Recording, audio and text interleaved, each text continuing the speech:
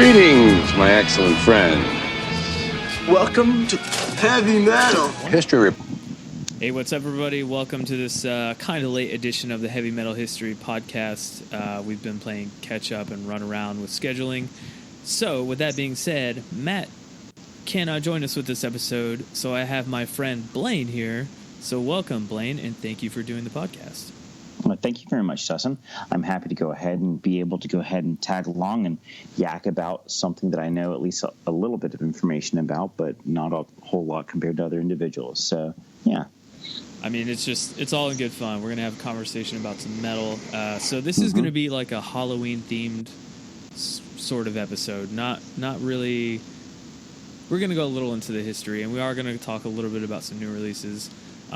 This week we're going to talk about King Diamond's Fatal Portrait just because it has the track Halloween on it. And we're going to talk about Typo Negative's October Rust because, I mean, it's an October album. It feels like a very fall gothic album. I think it falls in line with Halloween. Yes.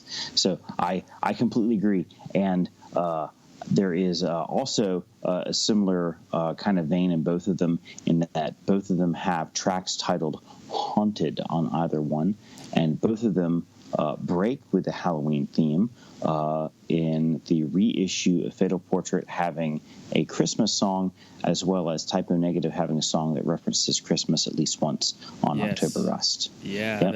It's pretty funny. Like, there's those little parallels between two albums that were like basically 10 years apart, because I think October Rust came out in 96 and Fatal Portrait was 86. Yes, 10 years apart, not quite to the month if I'm not mistaken, between those two albums, and a massively radically different sound between those. both of them very indicative of their time, though.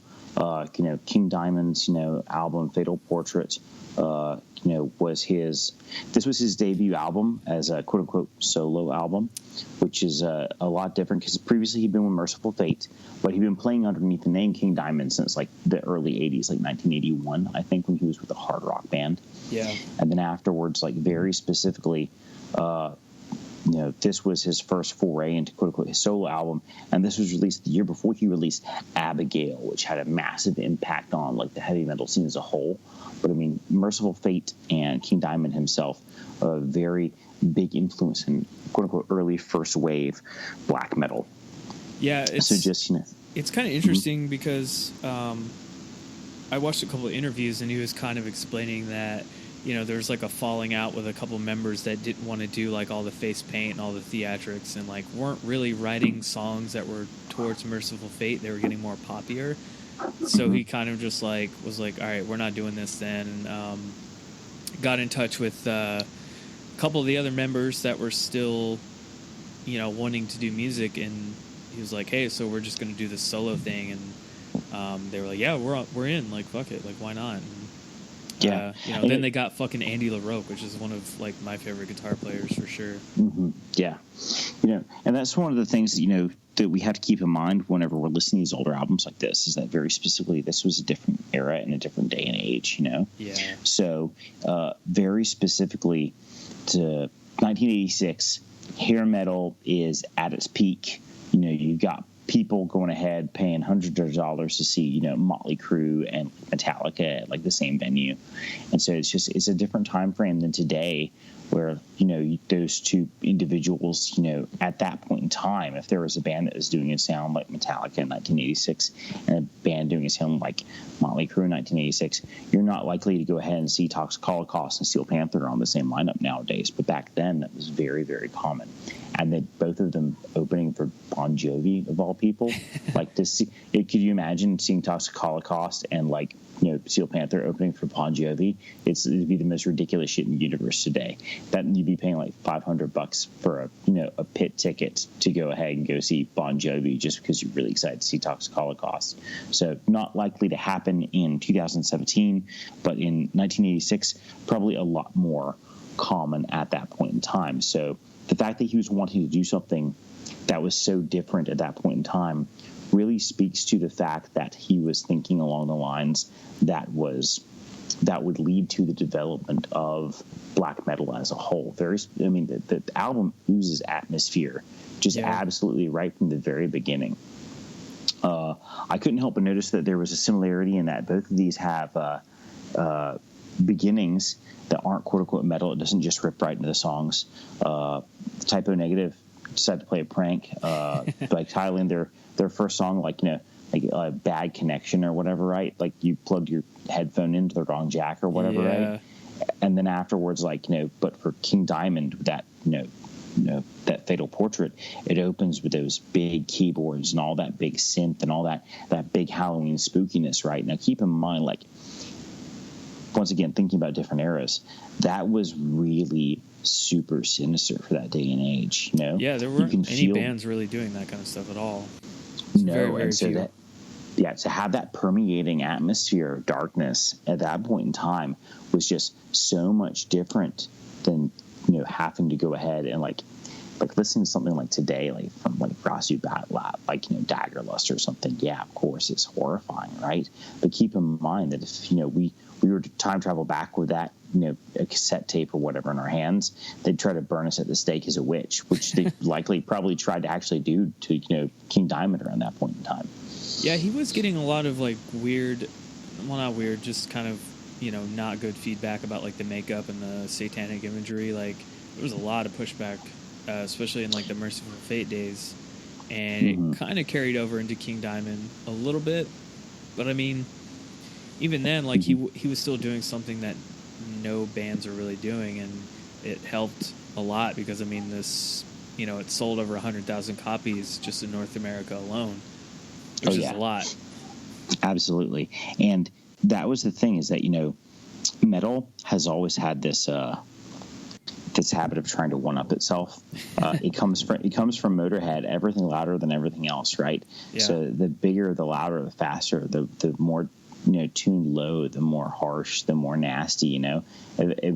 There's a reason why in the underground scene we're seeing so much combination of death and black metal with harsh noise, where it's just actual feedback and static at the same time, and then a dude slapping his nuts on a bass guitar with one string, and then he farts a microphone, and we call the song at 45 minutes of that. And it's because of the fact that this was the era where it started, and it's been a gradual build-up as it went along. But like I said, King Diamond was just massive quantities of atmosphere, just really wizard shit. Yeah, and he was one of the few people too that really took the whole concept album thing to a new level. He really tried to focus on the stories of the albums, even though Fatal Portrait isn't a full concept album. It's a half one, kind of along with Spider's Lullaby. That's the only other one that wasn't a concept album, the whole thing. But I think up until that point, the only other bands were probably Iron Maiden, doing some part concept albums, And I can't really think of anybody else off the top of my head, at least around this time, 86. Yeah. Very specifically, we've always told stories through music, even going back to, the sagas of, the ancient Greeks and Iceland and, Norway and stuff like that. Telling stories through poetry set to music is something that just comes naturally to us as people. And to go ahead and to do it over several songs is just, a continuation of an ancient art form. And in this case, it's a combination of two of my favorite art forms, which is one, songs through storytelling, and then two, ghost stories, which is always a super fantastic and fun thing, and something that, at least in me, feels very Americana-ish. Not saying that other countries and other parts of the world don't also have their individual ghost stories, because they do, and they're fantastic.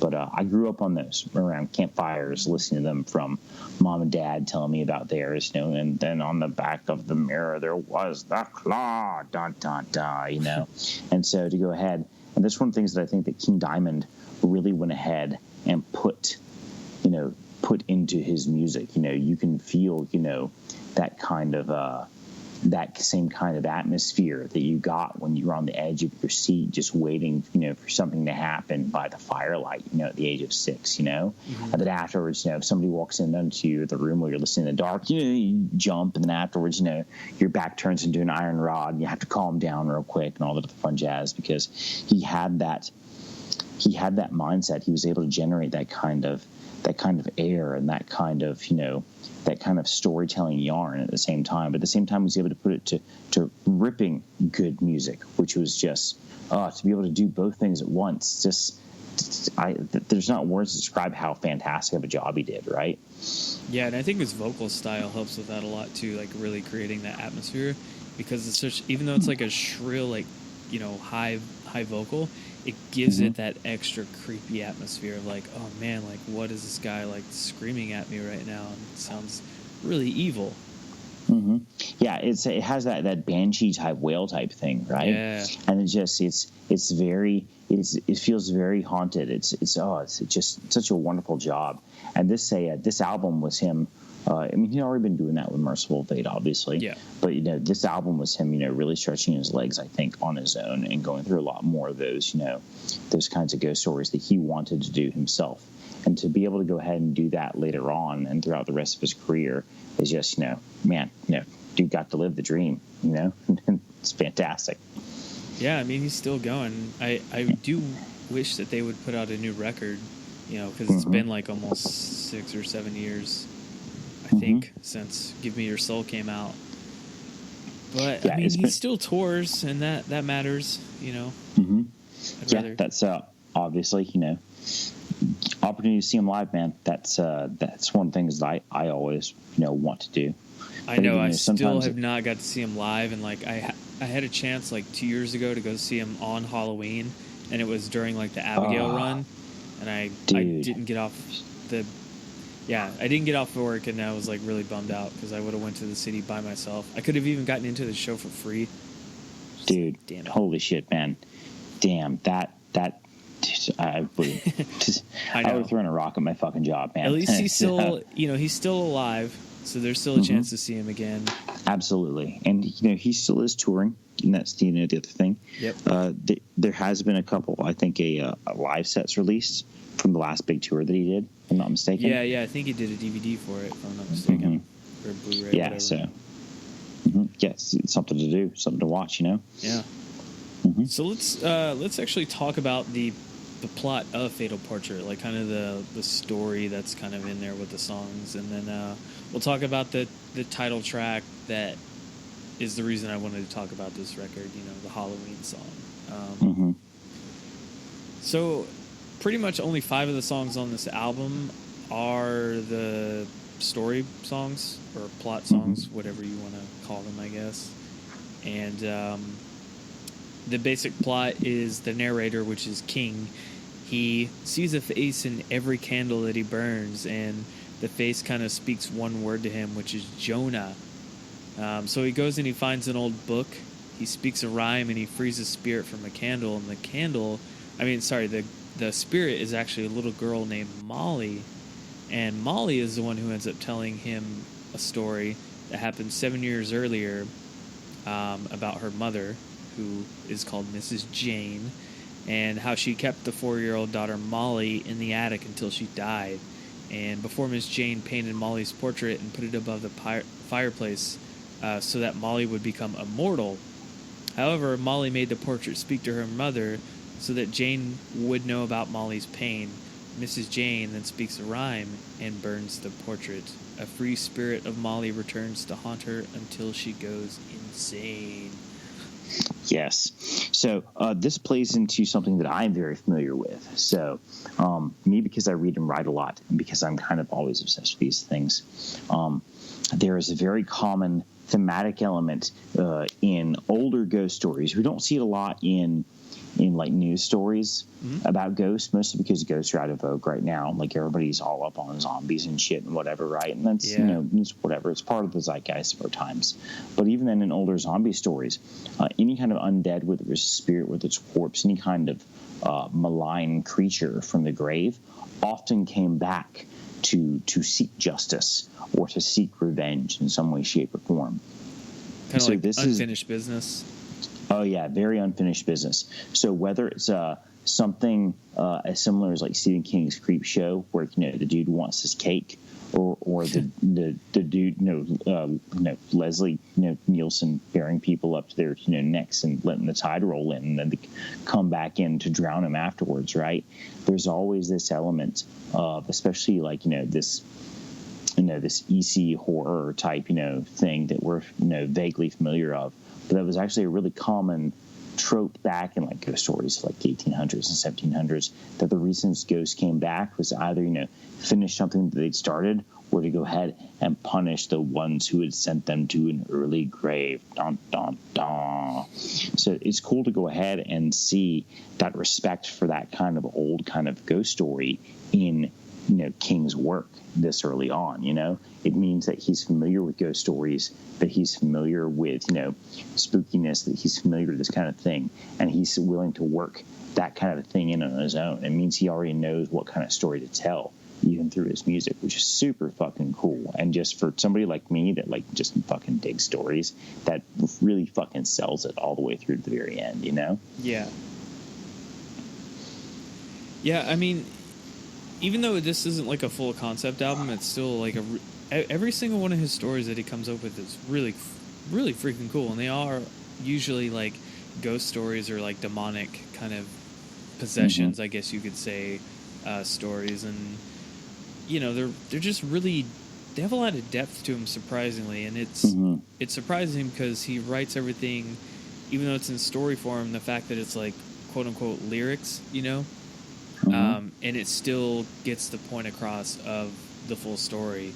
It's amazing that he can like get that kind of writing skill out there. It shows a lot that he really knows how to write and he's able to get that point across. And to go ahead and to be able to combo that with the fact that he's going ahead and making music that goes along with it, that goes ahead and adds that big atmosphere, that brings that spookiness, that eeriness, and that kind of, that wicked feeling out at the same time, it is a testament to just how much an absolute savant he is when it goes ahead and comes to this kind of a thing. So for, let's see, excuse me. So like, to be able to go ahead and generate that level of, like I said, atmosphere at any given point in time, just super duper, crazy, I think. And just, like I said, my jaw hits the floor whenever I think about how skilled this dude has to be able to do both of these things at the same time, Yep. No, I completely agree. That's why, like, I remember hearing King Diamond, like, gosh, I don't know. It was when I was a lot younger, and I was just kind of like, I don't know, like, I didn't really get it at that time, but I was probably just too young. And then there was another point in time where, like, I heard a song, it was in fucking Clerks 2, and I was like, what the fuck is this? This is awesome. Like, I was totally into it, and then, like, I just got sucked into, like, a King Diamond wormhole and never really looked back after that, because, I found out, like, how cool everything was that he was really doing, and I love the aesthetic of everything, and, yeah. I vividly remember, so a few years ago, I realized that my knowledge of black metal was actually seriously lacking.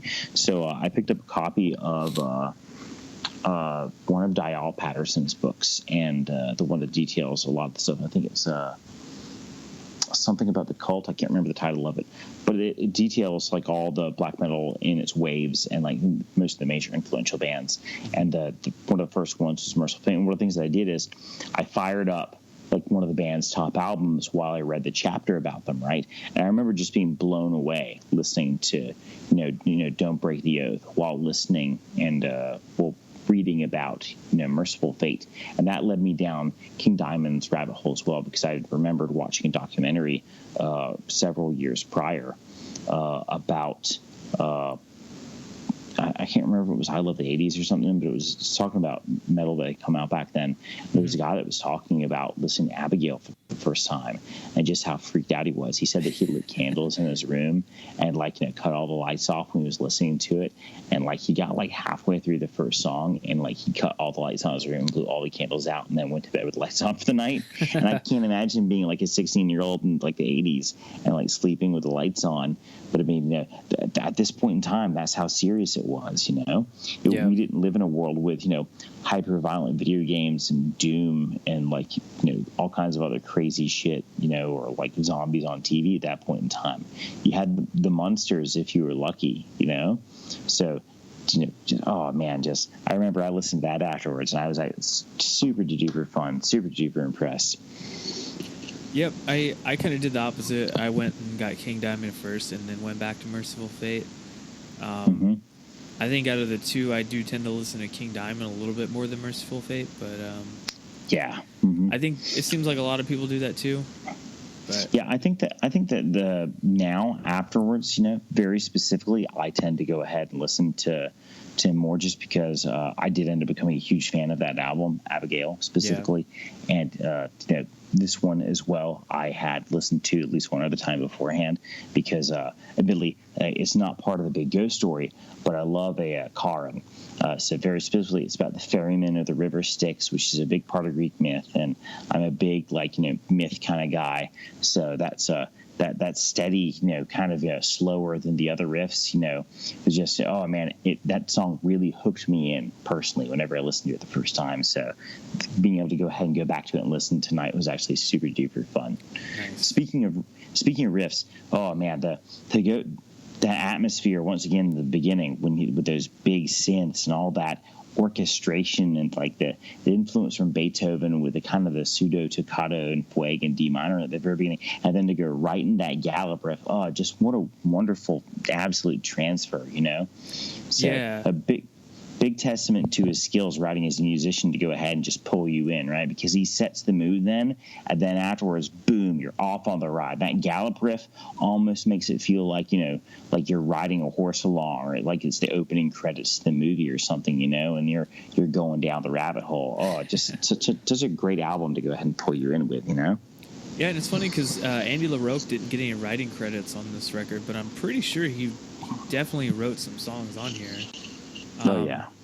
And I did find out, too, while reading about a bunch of stuff, is that King himself actually does write a lot of the guitar parts. He just doesn't take credit for them, and he's even played a few of them, and people just don't know about it. Mm-hmm. Yeah. That's pretty crazy. Yeah, absolutely. To be that kind of a Renaissance man, and when you have multiple gifts like that, it's just super duper impressive. And it's really crazy to see the kind of respect he gets from other musicians, especially ones from the 80s. Mm-hmm. Man, if you ever see Metallica or Dave Mustaine or anybody talk about him, oh man, it's like awe and reverence from those dudes, because it's well deserved, because of the fact that this dude, they know the level of care and the level of heart and the level of work that he put into making this stuff, and his dedication to the art form itself, which was at that point in time, just radically different from what everybody else is doing. There wasn't striped tiger fucking tight pants going on with big hair. For him, it was, it was very different. Yep. Yeah, no, I was actually going to say this earlier. We just kept going, but there's a video that I saw on YouTube where it's Metallica on stage with him doing a song, and it's so fucking cool because it was right around this time too. It was 86, 87, so it was peak Metallica pretty much. Oh dude, yeah. Oh man, I can only imagine being able to be up on the stage with somebody that's had that much influence on you. Dude, I'd shit my pants. That'd be like me shaking hands with Stephen King or the ghost of Robert Howard or something. Just absolutely crazy shit. Yeah. Mm-hmm. So the reason I wanted to talk about this album, excuse me, guys, is because of the track Halloween on here. I think every single year, no matter what, that is the one Halloween song I listen to besides the Misfits one. The song so perfectly encapsulates what the holiday feels like, what it should sound like. Just everything in it is so fucking cool. It's one of my favorite songs, even outside of Halloween. It's always a fun song to listen to. And it just happens to be on the debut album even though it came out nowhere near Halloween or October, it just, it fits though. It fits so perfectly on this album. Mm-hmm. Yeah, and that's, the Halloween was absolutely, probably one of the, I think, definitely one of the more stellar tracks on the album. It's just absolutely a wonderful riff, and you can hear just almost the quantity of joy that he has whenever he's singing the song, because the song, if you read the lyrics, is a big celebration of Halloween and how much he likes it and how much he loves it and how much he wants it to stay, which is totally, I think, how everybody who is a big Halloween fan feels when that night hits. Like the minute the sun even gets remotely low in the sky on the 31st, right? It's candy and costumes across the board for Brit and me in my house, which is just like, absolutely, it's like, all right, cool, let's do this, right? And then after the music comes on and the lights get turned down low and the candy corn starts going ahead and flying into my mouth, and then afterwards it's just basically a sugar rush until I crash into a diabetic coma, which is absolutely fun. If I go wake up the next day and it'd be sunset on Halloween again, I'd be cool with it. Yeah, same here. Yeah, It's like my favorite time of the year for sure. Mm-hmm. So I think that about wraps it up for Fatal Portrait. I know we didn't go too much into like the recording and everything, but I didn't. To be honest, guys, I didn't have time. But we'll revisit it, and also I want to keep this theme of doing dramatic readings of the story. So I think we'll definitely revisit this one, and we can have you back on and help us do the dramatic reading of it. It'll be hilarious and awesome. Yeah, sure. I'd love to go ahead and go through that. I think it'd be a bunch of fun to do. Cool. So before we go on to Typo Negative's October Rust, we're going to talk about a couple new releases that came out over the past couple weeks. Actually, one of them isn't even out yet. I forgot. Yes, one is not out, but there is a single out for it. Yeah. Which is So, funny story. I get advanced releases from Metal Blade now. I've really? actually, Congratulations. I've had the new album for like 2 weeks now, probably. Congratulations. So we're going to talk about Veil of Maya's new album, and we're going to talk about the new Cannibal Corpse record. Which one do you want to talk about first, man? I only have the new Cannibal Corpse single to talk about. Okay. Red Before Black, I think is what it's called, right? Yeah. And so I am not any super hard collector of Cannibal Corpse, but I am a very big fan of old school death metal. I absolutely love Morbid Angel, love Death, love Possessed. Yeah. I love a lot of the new bands that are doing that sound, such as Grave Crusher, a lot of let's see here, Vampire, the one that does like Ungodly Warlock and stuff like that, a lot of super fun stuff like that. Gate Creeper, I fucking love Gate Creeper. Oh, yeah. So who's going to be opening for Cannibal Corpse when they tour this fall, and hopefully I will be seeing them coming up in actually a couple of days, if I'm not mistaken. They play Wilmington sometime around the 2nd, I think. So I need to double check that date and make sure that I pick up tickets if they're going to be coming around that date. It might be December 2nd. I might be mixing those dates up. But I'm very excited to be able to see those guys. So the first time I ever heard Cannibal Corpse was seeing them live on Metal Blade's 25th anniversary tour that they did back in like 2010, 2009, I think it's when it was. Yeah, I and think it was Cannibal Corpse, and the opening acts were the Black Dahlia Murder, the Red Chord, Goat Horror, Toxic Holocaust, and I think I Hate God was on that tour. I might be wrong, but I saw them live in Seattle, Washington at El Corazon at that point in time, and I remember, that place was packed. Dude, I couldn't. There wasn't room to fucking. It was fucking literally nuts to butts. Fucking every person in that fucking room, just a sea of fucking long hair and black leather, man. It was just fucking. It was like. It was like a pleather couch that had been in a crazy cat lady's home. Just hair and black and leather everywhere. Just fucking crazy. It was. You couldn't fucking move, but it was great. And that was the day before Nocturnal was released by the Black Dahlia Murder. Okay. And so I was very eager to go ahead and see those dudes. And that's part of the reason why I was very eager to see them just recently on their anniversary for the 10-year, I think, release of that album. Yeah. So it must have been 10 years ago they did that tour of the 25. So they've been around 35 years now. And Red Court opened up before them, but it was fucking crazy, and nobody knew what the fuck to make out of fucking anything at that point in time because everybody's there to see different bands. Mm-hmm. The deathcore fans were there to see the Red Court. Nobody knew who Toxic Holocaust was at that point in time. Toxic Holocaust got up on the stage, and we thought we were going to be treated like a fucking Poison fucking cover show, and then they ripped into fucking Nuke the Cross, and everybody like fucking shat their fucking pants, dude. It was fucking crazy. That was probably one of the most fun things to go and see because I had picked up their debut album very specifically, and I knew what they were going to sound like, and that's part of the reason why I was so fucking stoked for the show. Mm-hmm. And then everybody else is like, "Whoa, dude, you fucking hear that fucking band? Dude, I didn't even know those dudes fucking were." I'm like, "Yeah, dude, that's when you need to fucking listen to bands you never heard of before, man." Relapse Records, I think, is what they were signed to at the time, so it was cool to see them getting pulled onto that fucking tour. Yeah, I think that makes sense that they were on that label.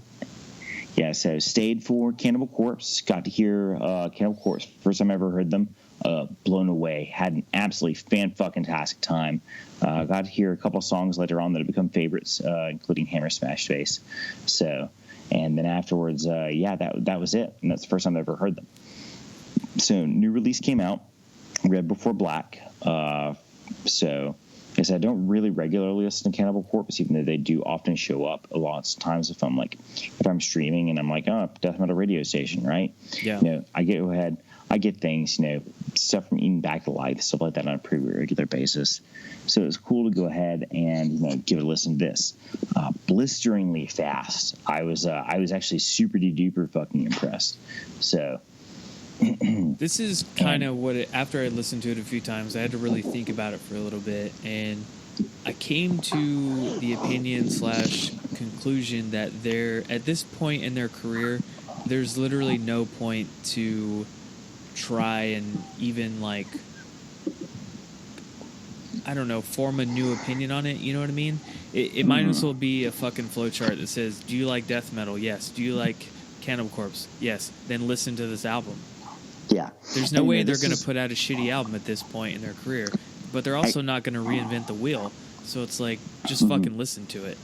Yeah, and this is one of the dilemmas that very specifically Metal Sucks wrote an article about not too terribly long ago. Uh-huh. I know a lot of metalheads like to go ahead and give those guys guff for one reason or another, whatever reason. Yeah, I'm not a big fan myself personally of them, but that's okay. Once in a blue moon, you find a rare gem from those dudes, or like I said, I don't mind. I keep track of just about every blog I can, but they specifically had a post a while ago about bands that have well-established careers going to go ahead and quote-unquote play it safe and not reinvent the wheel, and how that is not necessarily a bad or a good thing. Yeah. If you have a progressive band that does the exact same shit over and over and over again, then yes, of course, for people who are legit prog fans that want actual progressive music, that's a bad idea. It's the reason why every Opeth album does not sound like Ghost Reveries anymore, and why Enslaved albums are like crazy indifferent nowadays.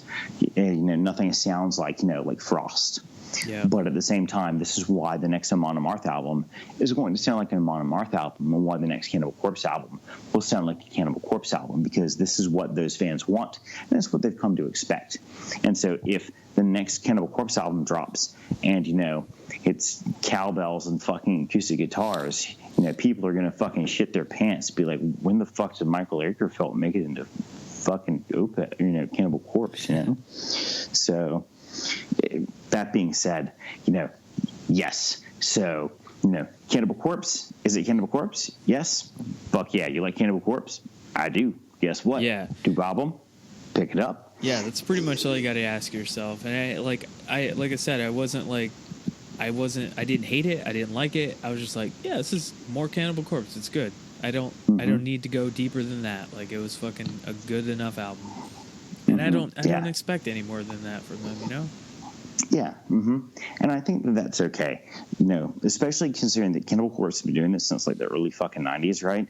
These dudes are these are old fucking salty dogs when it comes to making metal music and to making death metal specifically. This is Florida fucking death metal, Oh yeah. Nobody's gonna expect fucking crazy fucking weird ass fucking theremins and shit in the middle of their fucking songs. It's, we expect songs about eating people and serial killers and, zombies that are both of these things probably at the same time. So thumbs up, Cannibal Corpse. I'm proud of you. Yeah. I mean, and it kind of like goes into the Halloween theme. If you look at every Cannibal Corpse record, like you were saying, it's all about like horror and death and zombies and butchering, and it's got the horror aesthetic that kind of just works. Yeah, I think I once heard it as a Z-grade slasher lyrics. This is how it was described, which is frankly a little crazy and a little goofy, and that's part of, I think, the comedy and the inside elbow rubbing joke of it. When it comes to death metal, at least some of it, or any kind of metal that focuses on like that kind of stuff, like gore grind or anything along those lines. It's like there's not that much blood inside the human body. We get it now, guys. Yeah. It's like a Kill Bill or an anime fan, like Ninja Scroll or something. Where somebody goes ahead and loses an arm, and it's like 500 gallons of blood come out of you. Didn't know the human body was comprised of hoses with red Kool-Aid. So yeah, I mean that sums up my feelings about the new record. You listen to only that one song. Mm-hmm. I feel like you pretty much got the gist. There's it's a little faster, a little slower in some songs, but you pretty much know what the whole thing's going to sound like.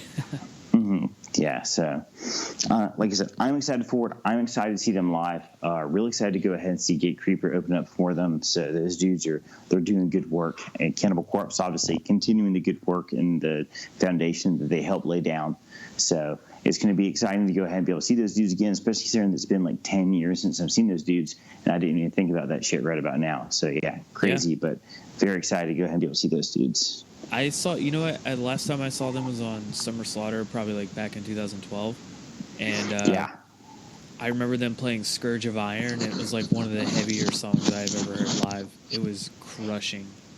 Oh yeah, so that I bet that one would be good to hear live. So yeah. I'm very excited. So we know that they'll probably do this one, considering it's the big single off of the new album. Yep. So very excited to go ahead and hear this one live, especially because of how blisteringly fast it is. So that'll be a good one. Hopefully they'll play it earlier on when the crowd still has energy to go ahead and whip up a circle pit as fast as it can possibly go. Just a blender of fucking dudes with fucking septum piercings and fucking tattoos in places that the sun doesn't shine. So it'll be a bunch of fun. Cool. Well, let's talk about the new Veil of Maya album, False Idols. Came out probably about a week ago now, too, I think. You were telling me before we kind of started you haven't listened to them since ID, and me, I had toured with them for like a good solid year around that album cycle, and kept in touch with them obviously, and kept listening to their records. Even when I was touring with them when Eclipse came out too. It was ID and Eclipse. There was like a good while I was around those dudes. But when Matriarch hit, I was like fucking all the love in the world to Mark and all the dudes, but it was so stylistically different with all the clean singing that it just wasn't my thing. It's not what I'm gonna go like listen to. Yeah. So I listened to it like once and I was like, well, whatever. I'm not going to listen to it. Like, it's not my thing. And then they dropped singles for the new record. I knew Mark was working on it. I knew it was about to come out. And I was actually really, really thoroughly surprised at how much I enjoyed it. Even with the singing. It doesn't... Go ahead. Oh, yeah. So like I said, you had mentioned that I had mentioned to you, so this is my first album in like 7 years with these dudes. It's been a long ass time, I think, right? So I listened to these dudes on the Collapse of Everyman, I think is what it was called. They had another one beforehand, which my iPod loves to flash the album art, which is a chick covered in fucking gore, right? Which was like half the songs eventually make it on the next album. And so that was from like 2006. And then afterwards, basically, it was ID. And ID I remember picking up, and that was in 2010.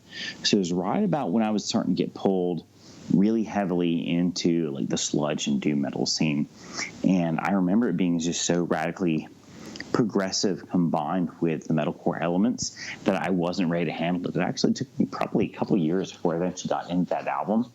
And I have some friends that are just absolutely in love with like progressive metalcore. So they're all about like anything within that genre, whether it's, the Born of Osiris or, Veil of Maya or any of those dudes. They're just really super duper stoked about the whole, even stuff that's like just gone further to the progressive side and kind of slid away from that whole quote unquote metalcore genre, such as Between the Buried and Me. Yeah. They're still just stoked anytime they fucking drop a new album out. And so for me, like I said, I was already gravitating towards other subgenres at that point in time. I was starting to explore the waters more from where I'd really started out at, which was basically the early 2000s metalcore scene, but combined with like old school death metal, melodeath, and then afterwards, like a lot of the hardcore punk that I've been listening to before I got pulled into that particular scene, and a little bit of stoner and doom metal. So really, you can thank like a Monomarth and the Sword for pulling me over. So you and I have discussed this previously, but my journey towards heavy metal started with me playing Dungeons and Dragons all throughout middle school and high school. Been playing for 20 years now as a 31-year-old grown-ass man. And it was songs about swords and wizards and shit that eventually pulled me in, which I didn't have a lot of exposure to that growing up in the Southeast. But what I did get exposure to is hardcore punk. So that's how I eventually gravitated and found this world of music. Yeah. So this album was like way different than what I was used to. I was expecting like straight prog by this point in time. I was expecting Rings of Saturn type shit or something, and like, it's like, okay, what is this going to sound like now? I was like, is it going to be colors? I don't know. So I had a really open mind when it came to it, and I was very surprised that they stayed as true to their like what I associate as the like 2006, 2008, 2010 type sound. I was very surprised they stayed as close to that. And when the clean vocals came in, I was like, whoa.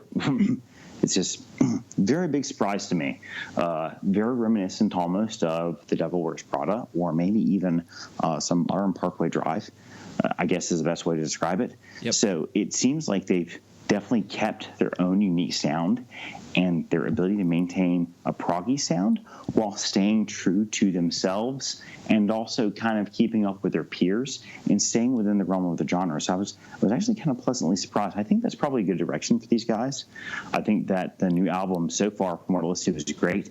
And speaking more Halloween themes, the very opening track contains, I mentioned earlier, a theremin, which was used in old spooky television shows and movies to elicit spooky feelings by wiggling your hand between two antennae to make some noise. So that was cool to go ahead and hear that sound coming in through this album to help unify it with the Halloween theme that we'd had going on with this episode.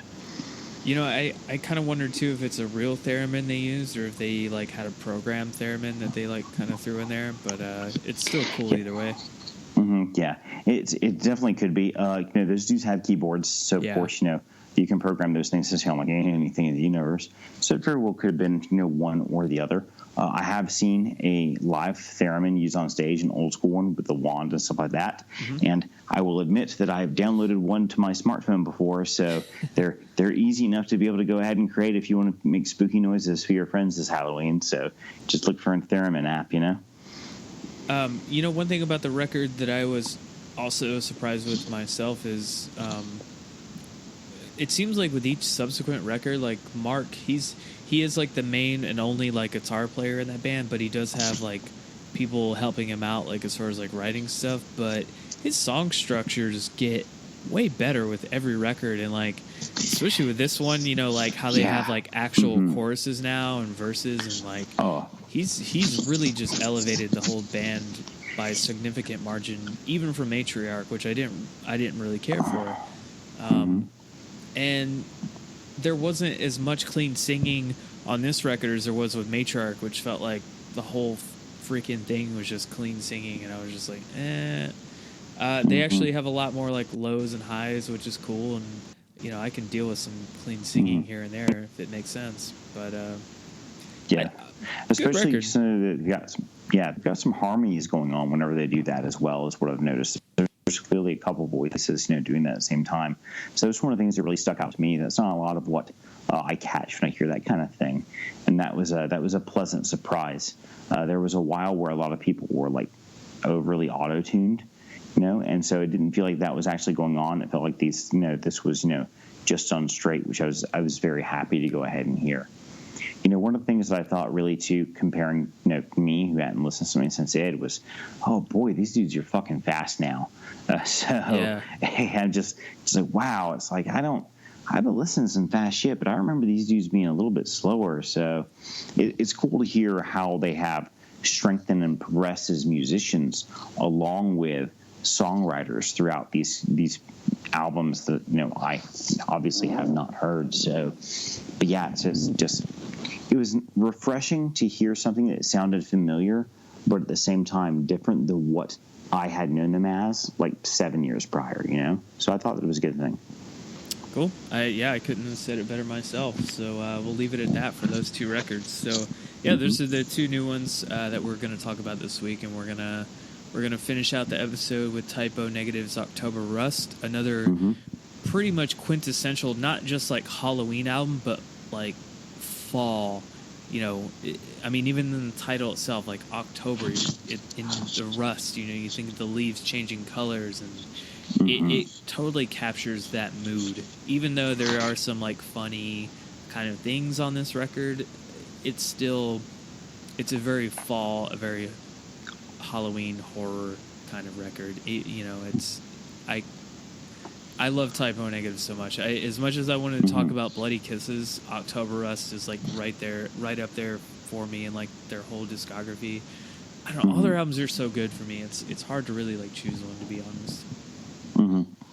Yeah, so this album was a big departure from their sound, which is where I kind of whiffle just a little bit myself, because October Rust is a lot slower and deals a lot more with like quote unquote ballady type songs, right? Yeah. And so there's a lot of Typo Negative, a lot of it deals with the lead singer Peter Steele, and a lot of the relationship stuff that he went through, and all that other kind of stuff that was happening within that point in time.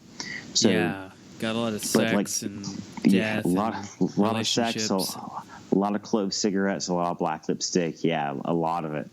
And so the concept is with this album to have that slowed down sound, and to have that that almost slow melody throughout the entire album really is reminiscent, like you said, of like Falling Leaves, with October Rust throughout the entire thing. There's one thing that I think that it evokes for me throughout the entire album, and each song has its own individual theme, but a lot of it deals with like winter coming, it's not here yet, but it's on the way, saying goodbye to people, stuff like that, things that we tend to do around this time of year. Kids go back to school, other people, they go ahead, they take work trips, et cetera, especially with one of the ones, I think Love You to Death is the one that's, jet fuel perfume. He's saying goodbye to a girl who's like a author or something, right?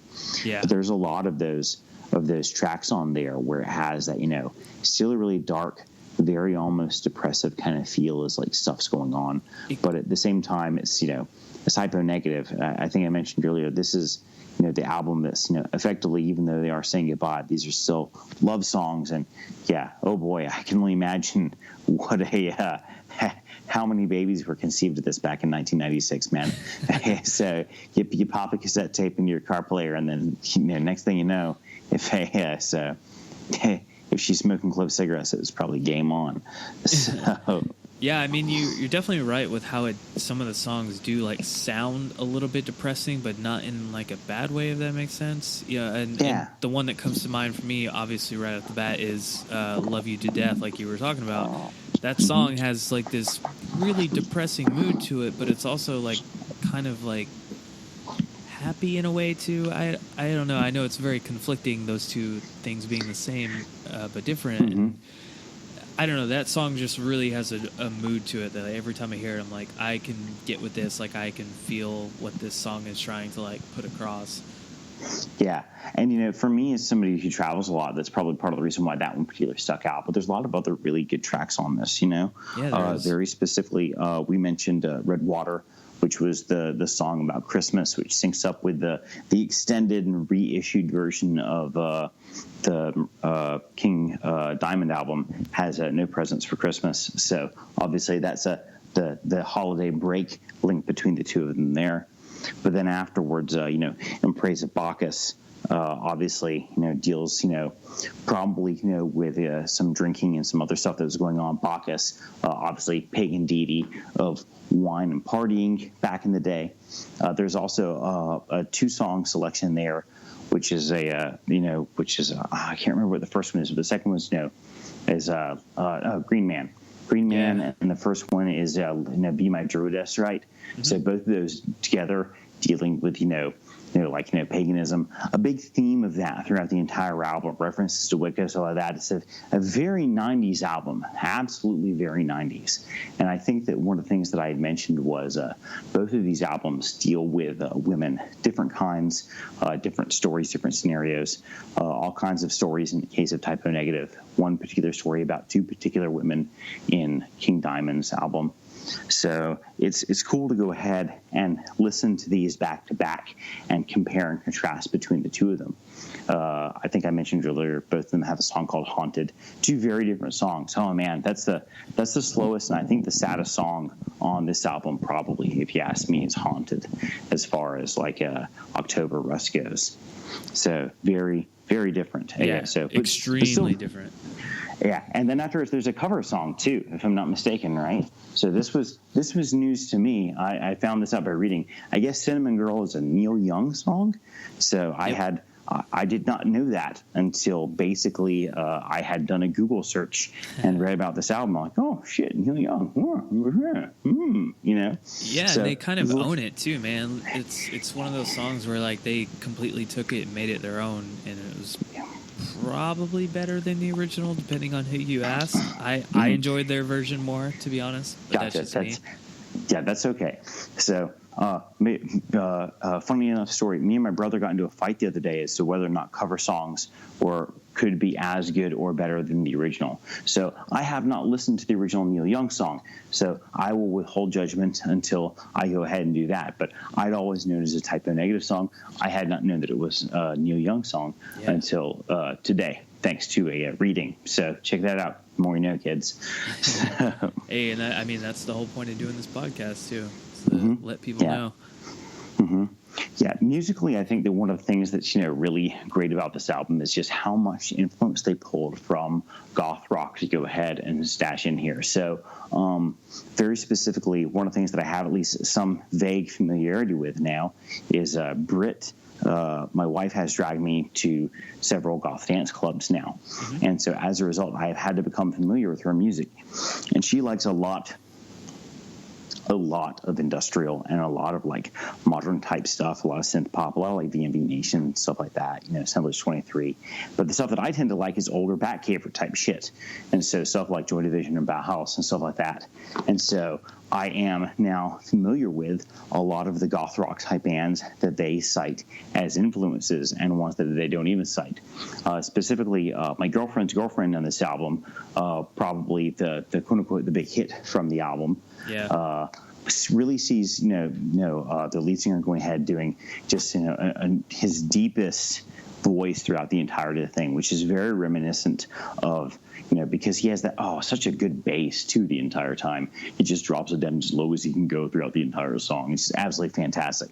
And then afterwards, but that's really reminiscent to me, anyways, of Sisters of Mercy, This Corrosion or something, which I thought was just absolutely fantastic and just dripping and oozing full of that same atmosphere thanks to that deep voice, which is not something that you get in a lot of pop music. Typically, pop music, even most male lead singers tend to be tenors. Mm-hmm. So whether it's Maroon 5 or Green Day, anything like that, they all tend to have higher pitched voices.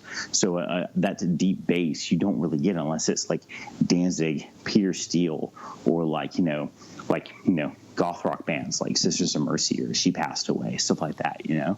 So it was cool to go ahead and hear that coming from coming from Peter in that particular song, you know.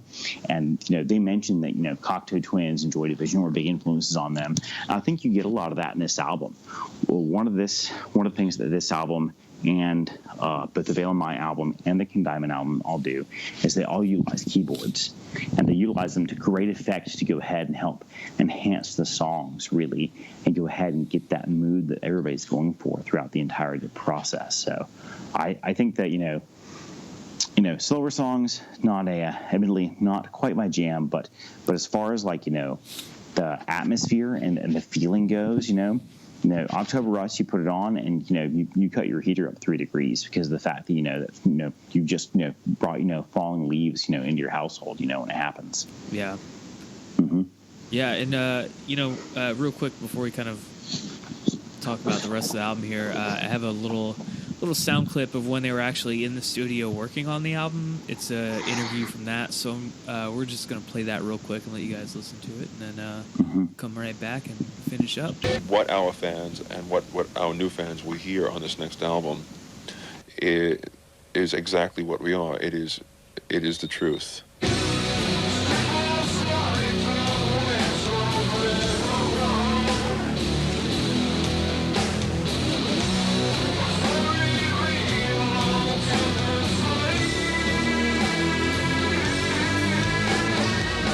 I'd like to point out that we've been in the studio for 2 months, and it has felt like forever because we've been spending lots of time in here. I think the absolute truth is that the songs are just more worked out than on our previous albums.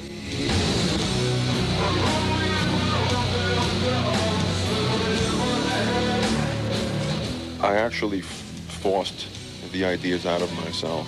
You know, I know that we have a lot of fans, and I certainly don't want to disappoint them. So we have tried to give our fans what we, you know, consider to be what the next Typo Negative album should sound like. Is the mic okay? Because I can... Microphone on me? How is the songwriting actually been done on this album? Like, is Peter composing something and presenting it to you, or did you write songs on your own? No, Peter does all the writing on the album. I think this time it was a little different because as we were going, there was more writing occurring simultaneously as well as more pre-planned stuff. The next video you're about to see is One Mind from one of my favorite bands, St. Vitus. I suppose that you were dumped by a girlfriend and that led you to write this album. So what was it like did you memorize certain moments of pain? Yes, I did also. I mean, I don't just write from my own life. I also take the pain of others. And sometimes if I'm devoid of an idea, I'll just borrow their misery and I'll write about that. That's all we have. I forgot the rest of the words. Is it that you pull yourself backwards from women and get more protective? No, actually, the problem, I think, and not just for myself, but for the rest of the band, is that this has become a full-time job, even more than a full-time job, where sometimes we spend up to 20 hours per day working with the band. We just don't have time for girlfriends or even to fulfill some of the other responsibilities we have. Das ist Scheiße! And I'd like to introduce a video by... In the first moment, they sound a little more positive than the last record. Am I wrong as far as that goes? I think you're correct. I mean, I'm certainly not as angry as I was 5 or 6 years ago, simply because I don't think that I'm the same person that I was. I've certainly grown. I hope up, not down. When you were starting with the recordings for this album, was there anything like some commercial pressure you were having, like making this album sound really huge? I don't think commercial pressure. I think, you know, naturally a band following up a successful album will feel pressured, but not, you know, to go towards any particular sound. I think we still did what we would have done under any circumstances. Let's get into it, man. You changed somehow from like the enfant terrible, whatever, like being really portrayed badly in press, to personality of the year in almost every magazine. What do you think is the reason for that? I think the open-mindedness of our fans, and I think that once people actually read into my interviews and read into my lyrics that I was not the person that the media had made me out to be. I don't think it's because we're talented or because we're good looking. I think it's just because we're in the right place at the right time. And we generate income for tabloids and for news shows and for anyone else who wants to write about or videotape Typo Negative. When I was a teenager back in the 1940s, one of my favorite bands was AC/DC. This is Highway to Hell. We'll be doing some small headlining shows to try to get intimate with our fans and, try to meet them. When you play these festivals and there's 50 or 100,000 people, you never really get to speak to your fans or to meet them at all. It's just a sea of flesh. It's different from Typo Negative on a recording. It's completely different. It's a different way to paint a picture. Just because we can't do 150 tracks live doesn't mean we're not going to do them in the studio. The album title, it's tentatively titled October Rust. What's like behind that? First and foremost, we liked the way the word sounded. October Rust. It has a nice ring to it. What it means to me is leaves falling off of a tree in autumn. I love October. I love autumn. I love the woods. I like to chase women around in the woods. So there are some songs about that as well. And I like when they chase me around too. All right, so hopefully you guys dug that little clip. It's pretty cool to hear when they're working on the record and gives you a little bit of information. I know you were kind of talking about song meanings and all the different things. There are a couple songs on this record there that are about a little bit more, I guess, more gross things. Wolf Moon is apparently about giving cunnilingus to a menstruating lover, which is very, I wouldn't know how to describe that. Some people just describe it as earning the Red Wings, man. So that's one of the funny things about Typo Negative, man, is they've always had this really funny sense of humor. It's all over this record. As serious as you might want to take it, or look at the band and think they're being serious. They're all from New York, and they have a pretty good sense of humor and like to kind of write about weird things or funny things and pull little pranks and Clucking Chicken on the second track of the album, right? Yeah. Hard to argue with that. And some people consider this album a little bit nihilistic and pretty somber, which I can totally see and kind of agree with. But at the same time, when you have songs like that are about eating bloody vagina, you might as well just be a Cannibal Corpse song at that point. Yeah, and just about. Well, yeah. So, as Cannibal Corpse is probably more chewing involved. So, bit of a difference there. So, it's a different kind of eating at that point in time. True. So, it depends on what you're looking to get out of it, I guess. Yeah, the last thing about this too, man, it's unfortunate because only I think 4. Okay, I don't know how. I just know the year. Pete Steele obviously died in 2010, and it was kind of out of nowhere, man. So aortic aneurysm. So really, really, just hard to say when that's going to go ahead and show up. So dude, it's I work in medical as part of my job, and it's just it's super hard to predict that kind of thing. It's kind of just a snap of the fingers and a fist of God, and before you know it, you're whoosh. It's oh shit, man. It's tough stuff. They tell us, if we suspect that somebody's having that, just fucking let them go. It's the way that it rolls. You get them into the ambulance and fucking take off, man. Yep. Well, let's not end on that down note. Overall, I will say one thing about this record: it's aged really well. If you think about modern era doom bands, if this album came out today, I think it would still blow people out of the fucking water. Absolutely. I think that's a definite testament to its longevity. And I think that's something that's pretty much the truth right about now. I can't remember who it was, but I read an interview with somebody very specifically. I can't remember if it was from Candlemass, one of their guys, saying that, a lot of the stoner and the doom bands nowadays is like, it's like, okay, we got it. You smoked weed and then you played Dungeons and Dragons once, can you show us something new, Yeah. And that's one of the thematic elements that a lot of people have, been beaten to death.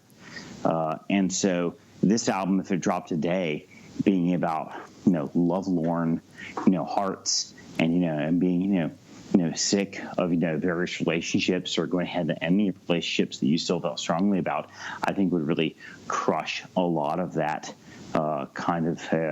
those albums that are dropping at the same time, like out of the water. I think that's why a lot of bands that are doing well in that particular scene nowadays are expanding out into the progressive era, especially bands like Elder, who last album was supposed to be absolutely fantastic. But to be honest, Lore is still just so strong. I'm still listening to that on repeat when I get the opportunity to, just tons of fun stuff coming out of, those guys. And so if this album were to go ahead, like you said, drop today, no doubt in my mind that it would go ahead. It'd be definitely scoring high reviews on like Angry Metal Guy or something at that point in time, Yeah. So I think that, like I said, it's not exactly my jam, but I can respect the ever-living shit out of it because of the fact, it's still a good album, It's not what I want to listen to when I want to go ahead and snap a chair in half and go ahead and get running through the middle of the woods, But, if I go ahead and I want to go ahead and come home and chill, or if I'm looking to go ahead with some ambiance on or something, or, if, I discover a breakup letter from like 100 years ago or something, right? Shit, something to listen to while you go ahead and think about it, right? Yeah, I think that's probably why I like the Love You to Death track so much, is because it does remind me of a person and, just like correlating that, and it, it captures the mood of like that feeling, So. Yeah, so, another thing that really surprised me about this album is looking at, too, is that it's a long album. It really is. Yeah. It's it's got a couple tracks here and there, for chuckles, right? But, very specifically, 72 minutes is long for an album, especially nowadays, or especially in my case, because I listen to, tons of punk rock and shit. I'm used to 30 minutes, in and out, done, dine and dash, and, in this case, 72, that's a much hardier album. So I think that, especially listening to albums, because that's what I try to do. I try to listen to albums all the way through rather than just individual songs. This is a much hardier fare than I think that what we are used to being delivered in 2017.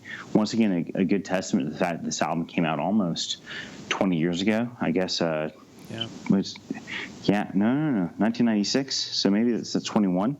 Yeah, 21 years ago. Yeah, this album can drink. So it's like I said. So that being said, it's a testament to a different era in which it came out. And I think it's a testament to how we were listening to music back then. Both of these albums, in this case, clearly, you're listening to it on a vinyl versus probably cassette tape, maybe CD if you're lucky in 1996. So, and it's it's a different world what we live in nowadays. But hey, it's also great because we listen to both these albums back to back, right? Yeah, and that was the fun part about it, is like, having the contrast of each of these records is really fun, and they each have a different mood, and they're, like I said, they're part of a Halloween kind of feeling, I guess, if you're, autumn. Yeah, so I can definitely get that feel. We often say that Halloween is the Christmas for metalheads, right? Yeah. Because it's the one day that we get to go out in our most fucked up T-shirt without people going ahead and throwing rocks at us, right? So, so that's a way to think of it. But it's also, it's the day that everybody else wears black too, and we're not the weird one in the classroom anymore, which is always a super fun and super nice thing. So I think so, anyways. Yeah, no, I completely agree. That's like one of my favorite things about the holiday for sure. Well, cool, man. I think that about wraps everything up. I really want to thank you for coming on and helping me out with this episode, and hopefully people will dig it. And yeah, it was a good one. Yeah, thank you, man. So happy to go ahead and be on and chat about this kind of stuff. Like I said, I love listening to metal. I love reading about metal. So as a result, I go ahead. It's fun to go ahead and do both of those for a good cause and a good purpose. So any other times you want me to go ahead and hop on, man, just, let me know what you're listening to. I'll give them a jam, and then afterwards I'll go ahead. I'll sit down and chat with you guys about them, all right? Hell yeah. All right, Cool. guys. Well, that wraps up this week's episode of the Heavy Metal History Podcast. We will see you in probably 2 weeks. And until then, cheers, cunts. Mm-hmm. Be excellent to each other. And party on, dudes!